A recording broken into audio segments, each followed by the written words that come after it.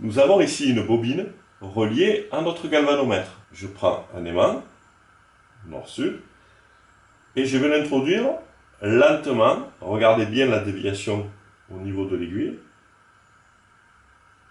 J'ai une déviation négative. Positive lors du retrait. Négatif, positif. Pour le pôle Nord, on va faire la même chose avec le pôle Sud. Eh j'ai le contraire. Positif, négatif lors du retrait.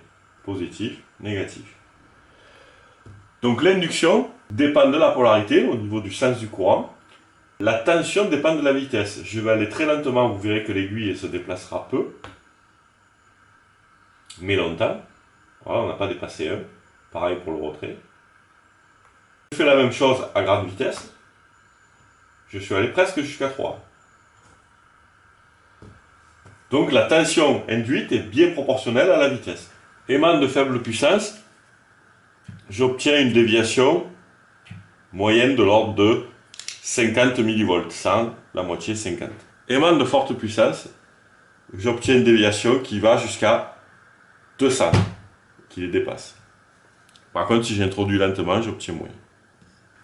Voilà, nous avons utilisé 2 galvanomètres. Celui-ci n'a malheureusement pas le zéro central, mais l'aiguille est beaucoup plus lisible. En complément des expériences sur l'induction, on va prendre une bobine et un aimant permanent, néodyme très puissant, comme vous pouvez le voir. Et on va le faire circuler au-dessus de la bobine. Vous voyez que les aiguilles ne se déplacent pas. Par contre, à l'intérieur, là, on observe un déplacement, qui est bien sûr lié au sens et à la polarité. Pour compléter cette expérience, je vais introduire un noyau dans ma bobine. Je vais le centrer. Si on déplace un aimant dans l'axe de la bobine, on induit une tension. Si on le fait perpendiculairement, vous voyez qu'il n'y a rien du tout. Donc perpendiculairement, il n'y a rien. Parallèlement, induction maximale.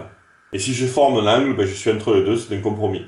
C'est pour ça qu'on parle dans le flux de sommes scalaires, puisque ce sont des sommes de vecteurs liées aux angles.